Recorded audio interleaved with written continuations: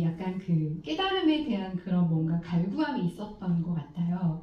여기 계신 교도님들도 다 그런 마음이 어딘가에 이제 다 있잖아요. 그게 크고 작고의 차이가 있을 수도 있고 지금 생각을 하고 있을 수도 있고 잊어버릴 수도 있지만 다 그런 마음에 나란 존재가 어떤 존재이고 내가 어떻게 살아야 되는지 그런 고민들을 다 누구나 가지고 있는데 저는 이제 어릴 때 책을 보다가 부처님의 그 전기를 읽었는데 부처님이 그 새벽별을 보면서 깨달았다고 하는데 선을 하다가 입정이 드셔서 깨달으셨다고 나오더라고요. 그래서 아 부처님이 깨달은 진리가 도대체 뭘까 나도 좀 깨달아보고 싶다 해가지고 이게 앉아서 선을 해봤어요. 근데 부처님이 선을 할 때 그 생각을 비우고 또 비우고 비웠다는 생각도 비웠다 뭐 이렇게 설명을 하더라고요. 근데 생각이 계속 일어나는 거예요. 그래서 생각을 아무리 비우려고 해도 안 되길래 아 이렇게 하는 거는 아닌가 보다 하고 이제 접었어요. 그리고 나서 이제 그 불교의 진리를 깨달으려면 그 진리를 가장 잘 설명한 책이 그러니까 경전이 금강경이라고 또 얘기가 나오더라고요.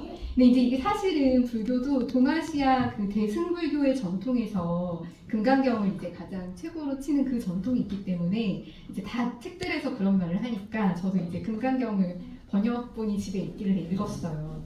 근데 금강경을 읽었는데 거기에서 이제 그 사구계가 가장 핵심이라고 나오고 이걸 이해하면 진리를 아는 거다 이렇게 얘기를 하더라고요.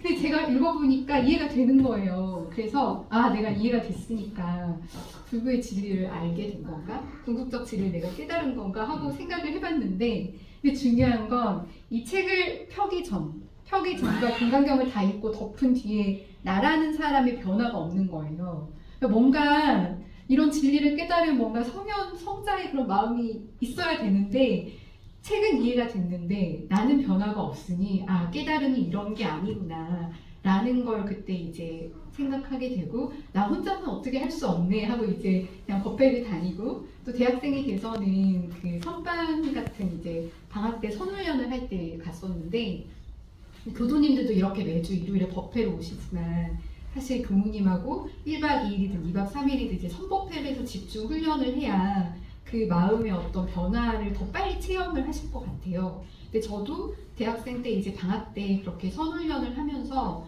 제 마음에 이제 정말로 이 공부를 이 일을 해보고 싶다는 그게 이제 점점 커져서 결과적으로 이제 대학교 졸업할 때쯤에 만약에 내가 이대로 사회생활을 계속하면 출가를 못할 것 같다는 생각이 들었어요.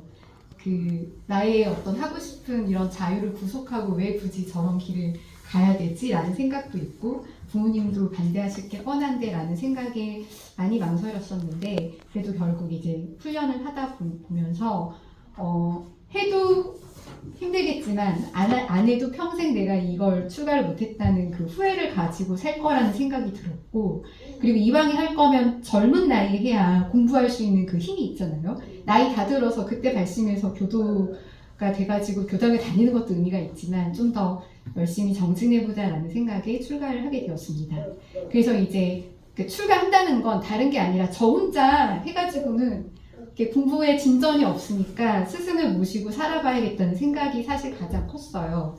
그래서 반사 생활을 이제 자산 상사님이 계신 상사원에 가서 하게 됐는데 너무 힘들더라고요. 왜냐면 저희 세대도 이제 앉아서 공부만 하다가 산 세대고 그리고 밖에 나가서 회사에 가서 일을 해도 회사도 뭐 컴퓨터 앞에서 머리 쓰는 일이지 다른 걸 해본 적이 없기 때문에 간사 적응하는 게 되게 힘이 들었고 그리고 적응하고 일을 하는 가운데 그 몸이 너무 힘들고 체력적으로 힘드니까 아침 좌선에 되게 졸려요. 그래서 아니 깨달으려면 이렇게 선을 열심히 해야 되는데 이렇게 일만 하면서 어떻게 깨달을 수 있지? 라는 그 고민을 이제 사실 몇 년을 가지고 갔던 것 같아요. 대학원생이 되고도 계속 머리로는 이해하면서 몸으로는 이해가 안 되고 막 약간 이런 갈등 속에 있었는데 그 기간을 넘길 수 있었던 건 이제 옆에 자산 상사님을 뵈면 상사님이 사실 이제 건강이 여의치 않은 최근에는 좀 많이 놓으셨지만 쉬지 않으시거든요. 일도 쉬지 않고 공부도 쉬지 않고 쉬지 않으세요. 쉬지 않아서 성자인 것 같다는 생각이 들어요. 근데 그 쉬지 않는 그 마음 바탕에 뭐가 있냐면은 어떻게 하면 내가 뭐라도 더 교도님들한테 뭘 더 해줄 수 있는 게 없을까? 내가 뭔가 이 후진들한테 뭐 해줄 수 있는 게 없을까? 사실 그런 것 때문에 할 수 있는 모든 일을 다 하시면서 공부하시고 일하시고 그런 모습을 계속 보고 있으니까 그래서 사실은 그런 어른들의 모습에서 감화를 많이 받아서 뭔가 이게 맞나 하면서도 계속 이제 그 수학 시절을 마칠 수 있었는데 제가 이제 살면서 그런 생각을 했어요. 깨달음의 길에는 도노 점수의 길도 있고 점수 도노도 있고 그런 논쟁이 불교에서 많이 있었잖아요. 근데 우리가 생각하는 대로 살기도 하지만 행동하는 대로 생각하기도 해요. 그런데 내가 깨달아서 실천하는 거냐 아니면 실천하는 가운데 깨달아지는 거냐. 대종사님의 대각하시고 우리한테 밝혀주신 길은 깨달음과 실천이 둘이 아니지만 그 가운데에도 실천에 비중을 두어서 인도상의 요법을 주체 삼아 밝혀주셨다. 그래서 행하는 가운데 깨달아 갈 수 있는 지극히 내가 지금 살고 있는 여기를 떠나서 뭔가 산에 들어가서 구도하는 게 아니라 내가 지금 있는 이 자리에서 보은행을 하는 가운데 깨달아 가는 길을 밝히셨다. 그래서 대종사님이 어떤 특정한 누군가를 위한 만생명을 위한 그런 성인 중에 성인이시고 그래서 오늘 봉축사에도 이런 말씀이 있으셨잖아요.